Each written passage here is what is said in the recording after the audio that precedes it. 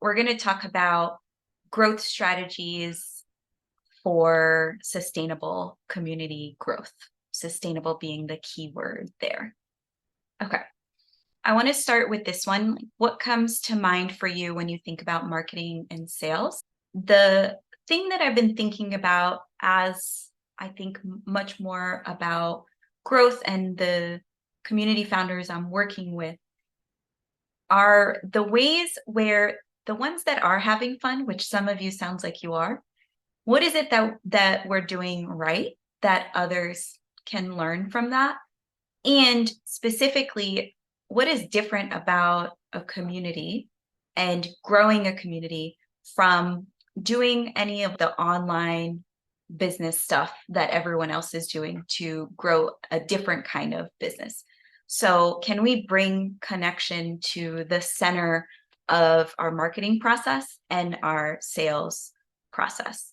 I think what's really important about that is that we have so many choices on how we grow our business. And sometimes it doesn't feel that way because so much marketing and sales advice is so prescriptive and it's so much about follow this exact process, build a funnel in this exact way, do this on Tuesday and this on Thursday, post this, post 42 times on all these different platforms.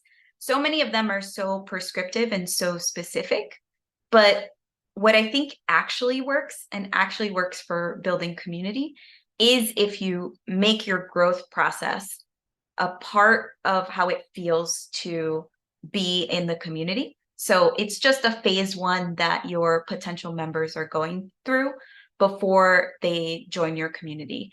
And in that process, you can pick the actions that feel right to you and that that align with what your community is doing and align with everything else that's already working in the community that you're building. Now, what's important here is that you have to do something. A lot of us think, oh, I don't want to be sleazy. I don't want to do marketing. I don't want to do sales.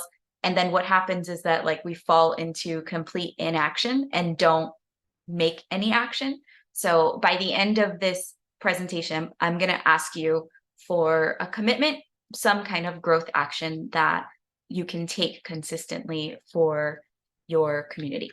So that's my aim for this presentation is to really think about what's going to align with you and what's going to feel right and good with as you're growing your community. Okay, so a little bit of background. I think I've talked about this here before. I've noticed that for early stage community businesses, there are basically 3 stages. And really quickly, they are pre-launch. So this is before you've launched your community. You haven't really sold anyone anything yet. There is the startup stage, which your community is up and running. You have some revenue, some things are working, but you're not yet generating a full-time salary and or whatever your goal is with the community, you're not there yet. And then the 3rd stage is expansion, and that is you're making the full-time salary from your community and your business model is working consistently. And it's at this point that you can start to expand into different types of members or different offers, or you can expand what you're doing a little bit more, maybe more growth channels. The one that this presentation mostly focuses on is getting you out of the startup phase into expansion. So that is like if you're in the startup phase where your growth is not quite working sustainably and predictably yet, your goal should be to get that to work so that you can predict how much revenue your community is going to bring in the medium to longish term. So that's what like this presentation fits around. So if you're here and you're in the startup phase, I would love to hear, or even if you're in the pre-launch phase, I would love to hear what's in your way of moving into expansion. And then I'll share some of what I've seen, the themes that are in all of our ways for moving into expansion.